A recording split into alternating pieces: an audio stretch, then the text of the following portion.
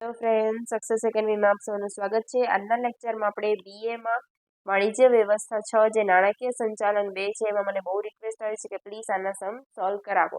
ચલો આજે આપણે એનું ચેપ્ટર નંબર જે 3 છે લિવરેજ કે ઉચલાકતા વિશ્લેષણ એના વિશે આપણે માહિતી મેળવીશું. એના અમુક આઈએમપી સૂત્રની છે જે મેં લખી રાખ્યા છે, તમે પણ નોટ ડાઉન કરી લેજો જેથી આપણે સમસમાં કોઈ પણ ડિફિકલ્ટ ના આવે. કામગીરી લિવરેજ એટલે કે ફાળોના છેદમાં વ્યાજ કર પહેલાનો નફો. નાણાકીય લિવરેજ વ્યાજ અને કર પહેલાનો નફો છેદમાં કર પહેલાનો નફો. કર પહેલા એટલે તો કે વ્યાજ બાદ કરેલું હોય પરંતુ કર પહેલાનો નફો હોય. સંયુક્ત લિવરેજ એટલે ફાળોના છેદમાં કર પહેલાનો નફો. હવે ફાળો કઈ રીતે મળે તો કે વેચાણ માઇનસ ચલિત ખર્ચા કરી તો ફાળો મળે અને ફાળામાંથી સ્થિર ખર્ચા માઇનસ કરી તો વ્યાજ અને કર પહેલાનો નફો મળે. ઓકે, એનું એક ફોર્મેટ છે. વેચાણ માઇનસ ચલિત ખર્ચા એટલે ફાળો માઇનસ સ્થિર ખર્ચા એટલે વ્યાજ કર પહેલાનો નફો માઇનસ વ્યાજ એટલે વ્યાજ કર બાદનો નફો. કરવેરા એટલે કર બાદનો નફો. પ્રેફરન્સ ડિવિડન્ડ હોય તો કરવાનું, ન હોય તો જરૂર નથી. લાસ્ટમાં મળી જાય ચોખ્ખો નફો. આ એના અમુક સૂત્રો છે જે તમે નોટ ડાઉન કરી લેજો. ચલો હવે આપણે એનું ઉદાહરણ નંબર 1 છે જેના વિશે આપણે માહિતી મેળવીશું. ચલો તમને શું કીધું છે? એક કંપની એક નવું કારખાનું શરૂ કરવા માંગે છે અને તે માટે તેને 15 લાખની જરૂર છે. નવું કારખાના વ્યાજ અને કર પહેલાનો નફો વાર્ષિક 2,50,000 કમાવી આપી શકે એવી ધારણા છે. અને કહી દીધું છે વ્યાજ અને કર પહેલાનો નફો કે 2,50,000 છે. કંપની એવું નાણાકીય માળખું પસંદ કરવા માંગે છે જેથી શેર દીઠ કમાણી વધુમાં વધુ થાય. આ માટે તેની પાસે ડિબેન્ચર બહાર પાડવા 3 વિકલ્પ છે: 1,50,000 અથવા 6 લાખ અથવા 9 લાખ. દરેક અંગે વ્યાજની નીચે મુજબ રહેશે. જો 2 લાખ સુધી હશે તો 10% વ્યાજ ભરવાનું, 2 લાખથી 8 લાખ સુધી હશે તો 11% અને 8 લાખથી વધુ હશે તો 18%. ક્લિયર છે? આટલી વસ્તુ આપણને આપેલી છે. અને ત્યારબાદ આપણને કીધું છે હાલ શેર દીઠ બજાર ભાવ 30 છે અને જો ઉછીના નાણાં 7 લાખથી વધે તો શેર દીઠ બજાર ભાવ ઘટીને કેટલો થઈ જાય છે? 24 થઈ જાય છે. કરવેરાનો દર આપી દીધો છે આપણને 50%. ક્લિયર? ચલો આપણે પહેલા વ્યાજ શોધી લઈએ. વ્યાજ કઈ રીતે શોધવું? ડિબેન્ચર નું વ્યાજ. ક્લિયર? પહેલા આપણને પ્રથમ વિકલ્પ શું કીધો હતો? કેટલાની હતી એની? 1,50,000. કેટલાની હતી? 1,50,000. પછી બીજો વિકલ્પ શું કીધું આપણને? 6 લાખની. અને ત્રીજો વિકલ્પ આપણને આપે છે 9 લાખનો. ત્રીજો વિકલ્પ કેટલાનો આવે છે? 9 લાખનો. 2 લાખ સુધી હોય તો 10% વ્યાજ ભરવાનું છે. કેટલા ટકા વ્યાજ ભરવાનું કીધું છે? 10% છે. તો ચલો 2 લાખ સુધી હોય તો 10%. એનો નફો કેટલાનો છે? ઓરિજિનલ નફો. નફો એનો આપેલો છે આપણને 2,50,000. કેટલો આપેલો છે? 2,50,000. ક્લિયર? હવે આપણને 1,50,000 છે એના પર વ્યાજ ભરવાનું છે ને 2 લાખ સુધીની અમાઉન્ટ કેટલા ટકા કીધી? 10%. 1,50,000 ના 10% કાઢી દઈએ. ના 10% એટલે કેટલા આવશે? 15,000. તો પ્રથમ વિકલ્પ માટે તો આ જ થઈ ગયો ડાયરેક્ટ 15,000. ઓકે, ચલો સેકન્ડ વિકલ્પ છે 6 લાખ. એણે કીધું છે તમને કે 2 લાખ સુધી હશે તો 10%, 2 લાખથી 8 લાખની વચ્ચે હશે તો 11%. તો આપણું તો ક્યાં પહોંચી જાય છે? 2 લાખ. તો 2 લાખ 0 થી 2 લાખ એટલે 2 લાખ. એના પર કેટલા ટકા કાઢશું? 10% કાઢશું. અને હવે કેટલા વધ્યા? 2 લાખથી 8 લાખ સુધીનું કીધું છે. તો આપણું તો કેટલું છે? 6 લાખ જ છે. તો 6 લાખમાંથી 2 લાખ કાઢીએ એટલે કેટલા આવશે? 4 લાખ. તો 4 લાખના કેટલા ટકા આવશે? 11%. ચલો તો આના આવશે 20,000. આના આવશે 44,000. ટોટલ કેટલા થાય? 64,000. ક્લિયર? ચલો ત્યારબાદ ત્રીજું 9 લાખ. તો 2 લાખ સુધીના કેટલા છે આપણા? 10%. તો કે 2 લાખના 10%. ત્યારબાદ બીજો શું આપતો? 2 લાખથી 8 લાખ સુધી 11%. તો 8માંથી 2 કાઢો એટલે કેટલા આવશે? 6 લાખ. તો 6 લાખના 11%. અને 8 લાખથી વધુ હશે તો 18%. તો 8 લાખથી વધુ કેટલા છે? માત્ર 1 લાખ છે. કેમ કે અહીંયા 8 લાખ સુધી તો છે ને, અહીંયા 9 લાખ છે. એટલે કેટલા આવ્યા? 1 લાખ. તો 1 લાખના 18%. 18%. ચલો કાઢીએ. 20,000. અહીંયા આવશે તમારા 11 છક 66,000. અહીંયા આવશે 18,000. ચલો પ્લસ કરી નાખીએ ત્રણેયનું. 20,000 પ્લસ 66,000 પ્લસ 18,000. એટલે કેટલા આવશે? 1,04,000. ક્લિયર? આપણને વ્યાજ ત્રણેયનું મળી ગયું. હવે આપણને જે કીધું છે ઓપ્શન દીધા છે એ ઓપ્શન પ્રમાણે આપણે કરતા જઈએ. ચલો અહીંયા લખી નાખું છું વિગત. અહીંયા ઓપ્શન 1 માટે, 2 માટે અને 3 માટે. ઓકે, ચલો સૌ પ્રથમ આપણે શું લખશું? અહીંયા વ્યાજ કર પહેલા નફો, એમાંથી માઇનસ થાય છે આપણું વ્યાજ. અહીંયા ખાલી ફોર્મેટ જ બનાવું છું. વ્યાજ પછી માઇનસ થાય છે આપણા કરવેરા. પ્રેફરન્સને ક્યાંય ઉલ્લેખ આપેલો નહોતો એટલે પ્રેફરન્સ તો આપણે લખતા જ નથી. વ્યાજ કર પહેલાનો નફો, એમાંથી વ્યાજ માઇનસ કરશું કરવેરા, એટલે આપણને જે જવાબ મળશે એને શું કહીશું? વ્યાજ કર બાદ નફો. શું આવે? વ્યાજ કર બાદ નફો. હવે શેર દીઠ કમાણી છે તો શેર દીઠ કમાણી માટે ભાગ્યા ઇક્વિટી શેરની સંખ્યા કરવી પડે. શું કરવું પડે? ઇક્વિટી શેરની સંખ્યા માટે બી તમને કીધું છે કે જો હાલ શેર દીઠ બજાર ભાવ 30 રૂપિયા છે અને જો 7 લાખથી વધી જાય તો બજાર ભાવ કેટલો થઈ જાય છે તમારો? 24 રૂપિયા થઈ જાય છે. ક્લિયર? અને 50% કરવેરાનો દર આપેલો છે. ચલો ત્રણેયનો નફો લખી નાખી. 2,50,000, 2,50,000, 2,50,000. નફો સેમ જ હોય હંમેશા. વ્યાજ માઇનસ કરીએ. પહેલા માટે 15,000, બીજા માટે 64,000, ત્રીજા માટે 1,04,000. ચલો માઇનસ કરી દઈએ. 25,000 માઇનસ 15,000 એટલે 10,000. 2,50,000 માઇનસ 15,000 એટલે 2,35,000. 2,35,000 એના 50% એટલે 11,75. તો નફો પણ કેટલો આવશે તમારો? 11,75. ઓકે, ચલો એવી રીતે 2,50,000 માઇનસ 64,000 1,86,000 ગુણ્યા 50% એટલે 93,000. 93,000. ચલો 2,50,000 માઇનસ 1,04,000 એટલે કેટલા આવશે? 1,46,000 ગુણ્યા 50% 73,000. ક્લિયર? હવે એણે શું કીધું હતું તમને? કેટલાની જરૂર છે એને? 15 લાખ રૂપિયા મૂડી રોકાણ માટેની જરૂર છે અને બાકીના તો એને વિકલ્પ આપી દીધા હતા. બજાર ભાવ છે જે આપણા કને બજાર ભાવ આપણને આપેલો જ છે. શેર દીઠ કેટલા રૂપિયા છે? 30 રૂપિયા. તો અહીંયા 1,50,000 સુધીનો નફો હતો આપણા પાસે. અહીંયા 6 લાખ સુધી છે, અહીંયા 9 લાખ, એટલે આ વધી જાય છે તમારા કને. ક્લિયર છે? હવે આપણે એને શું કરીએ? ઇક્વિટી શેરની સંખ્યા શોધી લઈશું. ચલો ઇક્વિટી શેરની સંખ્યા શોધીએ આપણે. 15 લાખનું આપણું રોકાણ હતું. 15 લાખમાંથી પ્રથમ વિકલ્પ આપણા પાસે 1,50,000નો છે. તો 15 લાખ માઇનસ 1,50,000 એટલે કેટલા? 13,50,000 ભાગ્યા 30 રૂપિયાનો ભાવ કીધો છે એટલે ભાગ્યા 30 એટલે કેટલા આવશે? 45,000. ક્લિયર? એવી જ રીતે 15 લાખનો ભાવ છે, એમાંથી સેકન્ડ વિકલ્પમાં કેટલા દેવાના છે? 6 લાખ. માઇનસ કરીએ 6 લાખ ભાગ્યા 30 રૂપિયા એટલે 30,000. હવે જો 7 લાખથી વધી જાય તો 24 રૂપિયા ભાવ થઈ જાય છે. તો આ 9 લાખ છે એટલે 7 લાખથી વધી ગયા એટલે 15 લાખ માઇનસ 9 લાખ ભાગ્યા 24 વધી જાય છે એના કારણે એટલે કેટલા આવશે? 25,000. ચલો ભાગાકાર કરી નાખીએ. એટલે 11,75 ભાગ્યા 45,000 એટલે 2.61. 93,000 ભાગ્યા 30,000 3.1. 73,000 ભાગ્યા 25,000 2.92. તો સૌથી હાઈએસ્ટ કોણ છે? વિકલ્પ 2. એટલે કયો વિકલ્પ અપનાવવો જોઈએ? 2 નંબરનો વિકલ્પ. ક્લિયર છે?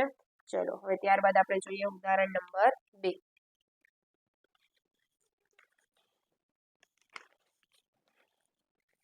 ઉદાહરણ નંબર 2 જેમાં આપણને શું કીધું છે?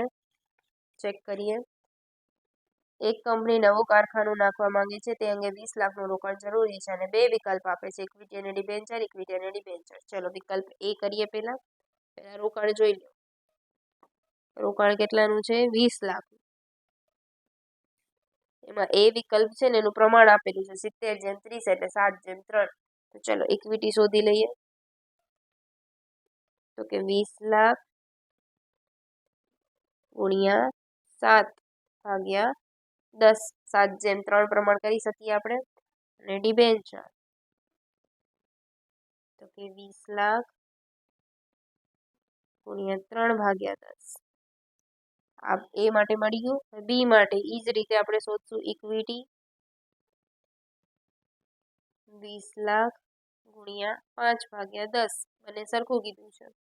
અને ડિબેન્ચર એટલે 20 લાખ ગુણ્યા 5/10, સરખું જ થઈ જશે. આ તો બેના સરખા પ્રમાણમાં, એટલે 10 લાખ 10 લાખ દઈ દઈએ બંનેને. 10 લાખ. ક્લિયર? ચલો હવે આને કરી નાખીએ. તો 20 લાખ ગુણ્યા 7/10 એટલે કેટલા આવશે? 14 લાખ. તો આના કેટલા આવશે? 6 લાખ. ક્લિયર? એટલે આ થઈ ગયું આપણું કમ્પ્લીટ. ચલો પાછળ શું ઇન્ફોર્મેશન દીધી છે જોઈ લઈએ એક વખત. જો પ્રથમ વિકલ્પ અપનાવવામાં આવે તો ઇક્વિટી શેર દીઠ કમાણી કેટલા રાખવાના છે આપણે?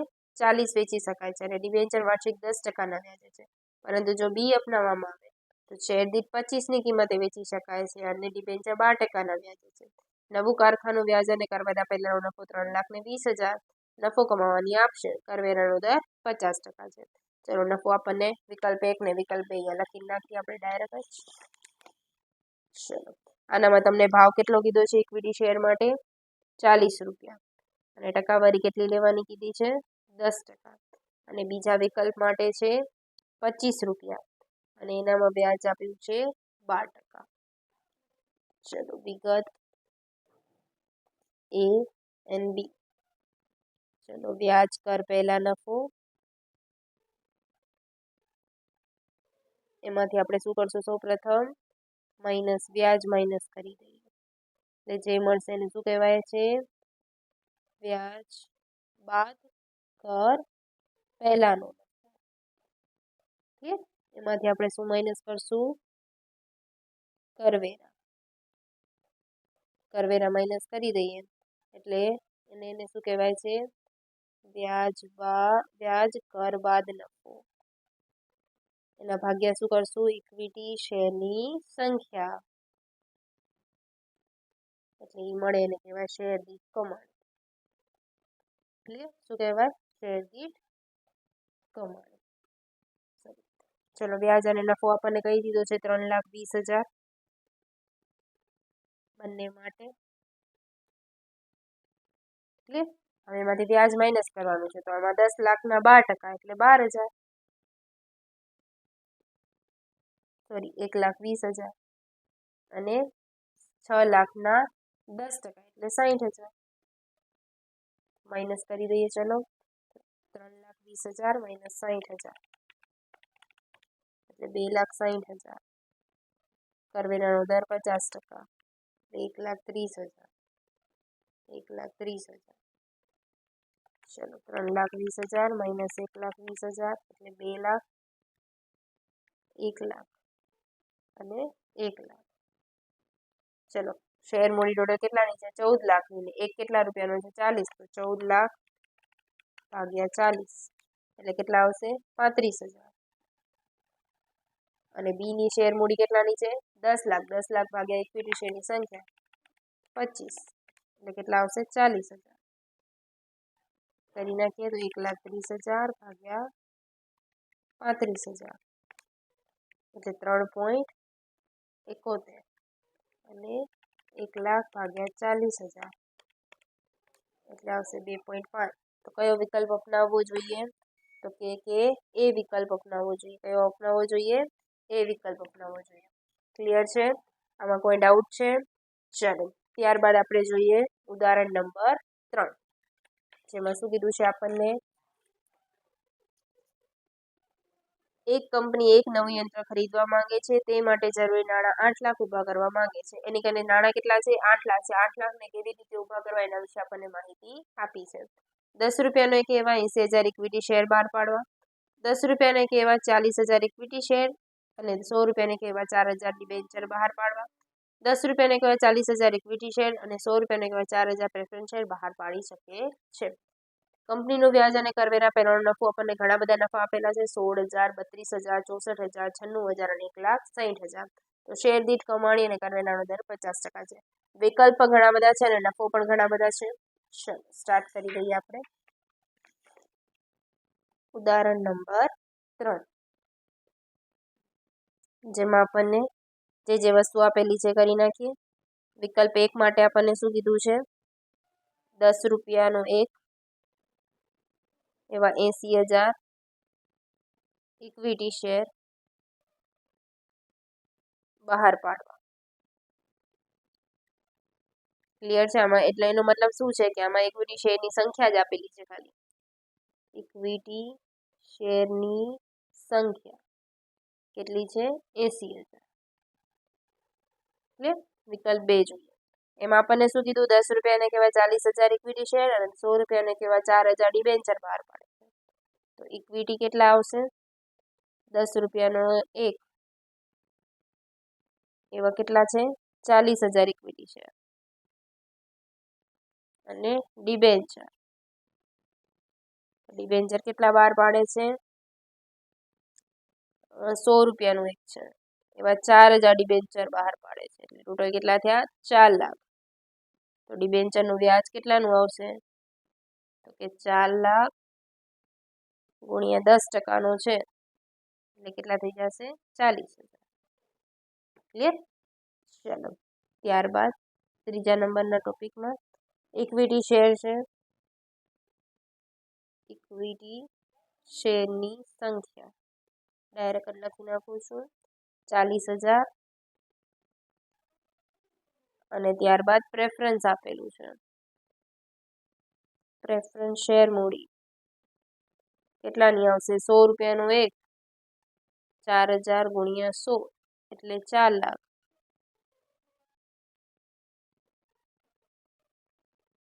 એનું ડિવિડન્ડ કાઢીએ એટલે 4 લાખના કેટલા ટકા આવશે? 10%. એટલે કેટલા થાય? 40,000. ક્લિયર? આ ત્રણેય વિકલ્પ આપણને સોલ્વ કરવાના છે. ચલો વિકલ્પ 1 લઈએ પહેલા આપણે. પ્રથમ વિકલ્પ. ચલો નફો લખી નાખીએ. કયો કયો નફો આપણને આપેલો છે? નફો હું ઊભી રોમાં બતાવું છું જેથી તમને કોઈ ડિફિકલ્ટ ના રહે. ડ્રો કરી નાખીએ પહેલા.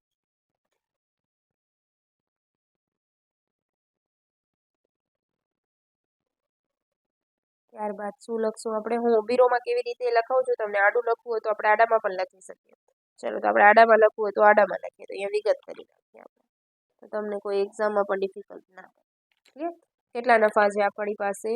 1 2 3 4 5 5 નફા આપણને આપેલા છે. 5 ઊભી ડ્રો કરી નાખીએ.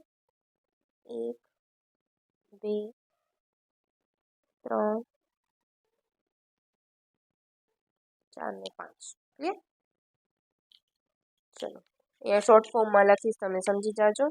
ચલો પહેલો નફો આપણને આપેલો છે 16,000, બીજાનો છે 32,000, 64,000, 96,000 અને 1,60,000. ક્લિયર? એમાંથી માઇનસ શું કરશું આપણે? વ્યાજ.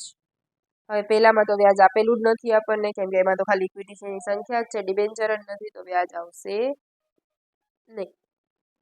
એટલે આને આપણે લખી નાખશું 16,000, 32,000, 64,000, 96,000 અને 1,60,000. માઇનસ શું કરશું? કરવેરા. કરવેરાનો દર કેટલો છે? 50%. એટલે કે 8,000, 16,000, 32,000, 96 એટલે કેટલા થાય? 48,000 અને 16 એટલે 80,000. ચલો માઇનસ કરીને લખી નાખીએ. એટલે 8,000, 16,000, 32,000, 48,000 ને 80,000. ક્લિયર? હવે ભાગ્યા ઇક્વિટી શેરની સંખ્યા. ઇક્વિટી શેરની સંખ્યા કેટલી આપેલી હતી? 80,000. તો બધામાં 80,000 કરી નાખીએ આપણે.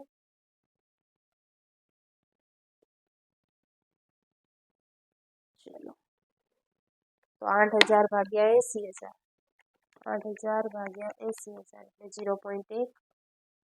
ત્યારબાદ 16000 ભાગ્યા 80000 0.2. 32000 ભાગ્યા 80000 0.4. 48000 ભાગ્યા 80000 0.6.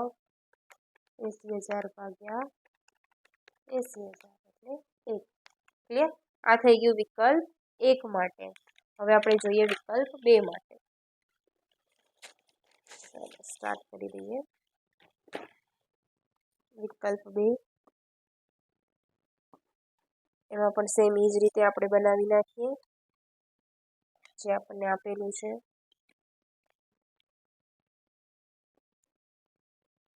16000 માટે, પછી 32000. ચલો લખી નાખીએ. નફો જે આપણને આપેલો છે 16000, 32000, 64000, 96000 અને 1,60,000. સૌપ્રથમ શું માઇનસ થાય? વ્યાજ. તો ચલો વ્યાજ ચેક કરો. છે તમારા પાસે વિકલ્પ 2માં, તો કે વિકલ્પ 2માં છે ડિબેન્ચર પર વ્યાજ કેટલાનું આપેલું છે? 40000. ચલો કરી નાખીએ. તો માઇનસ બધામાંથી 40000.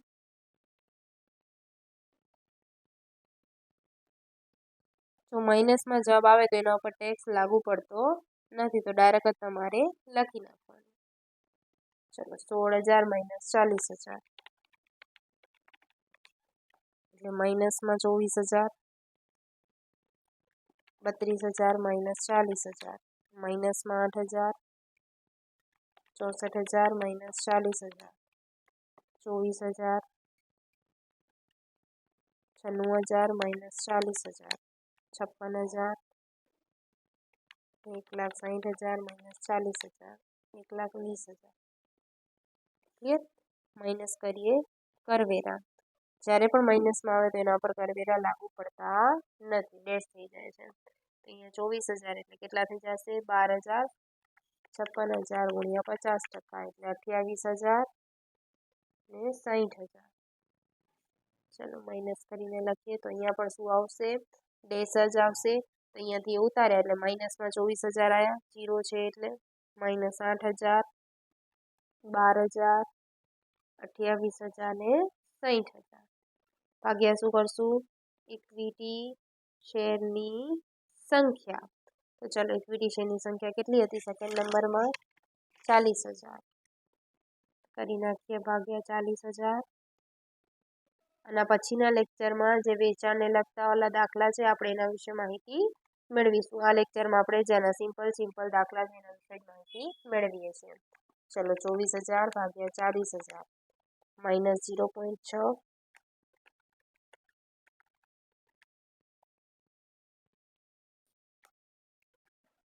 માઇનસ 0.2, 0.3, 0.7 અને 1.5. ક્લિયર? આ આપણું થઈ ગયું વિકલ્પ 2 માટે. ચલો હવે વિકલ્પ 3 જોઈ લઈએ લાસ્ટ. વિકલ્પ 3. ચલો વિકલ્પ 3માં આપણને શું કીધું છે જોતા જોઈએ.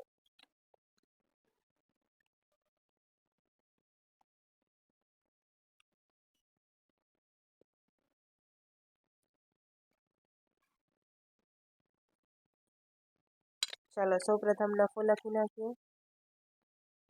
16000, 32000, 64000, 96000 અને 1,60,000. ચલો સૌપ્રથમ શું માઇનસ થાય? વ્યાજ. ચલો વ્યાજ ચેક કરીએ વિકલ્પ 3માં આપેલું છે કે નહીં. તો કે વિકલ્પ 3માં ડિવિડન્ડ આપેલું છે, વ્યાજ આપેલું નથી. તો ચલો ડેશ કરી નાખીએ. એટલે જવાબ ઈ જ આવશે આપણો 16000, 32000, 64000, 96000, 1,60,000. એમાંથી આપણે માઇનસ કરીએ કરવેરા. એટલે 8000, 16000, 32000, 48000 અને 80000. ચલો કરી નાખીએ માઇનસ 8,000, 16,000, 32,000, 48,000 અને 80,000. જ્યારે પણ પ્રેફરન્સ ડિવિડન્ડ આપેલું હોય તો માઇનસ કરવું પડે. પ્રેફરન્સ ડિવિડન્ડ કેટલાનું આપેલું હતું? 40,000.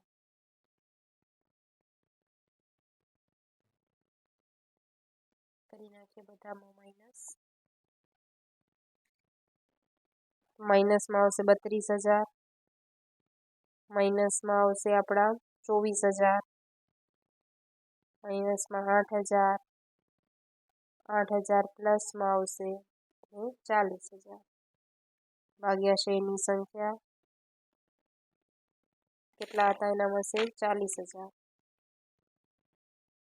40,000, 40,000, 40,000, 40,000. ક્લિયર? ચલો કરી નાખીએ 32,000 ભાગ્યા 40,000 એટલે માઇનસ 0.8, 24,000 ભાગ્યા 40,000 માઇનસ 0.6, 8,000, 40,000 માઇનસ 0.2, 8,000, 40,000 પ્લસ 0.2 અને અહીંયા આવશે 1. ક્લિયર? તમે બધા દાખલા જોઈ શકો છો. જ્યાં બી ડાઉટ લાગે ત્યાં તમે કમેન્ટ કરી શકો છો. નેક્સ્ટ લેક્ચરમાં આપણે પછીના દાખલા વિશે માહિતી મેળવશું. Thank you friends.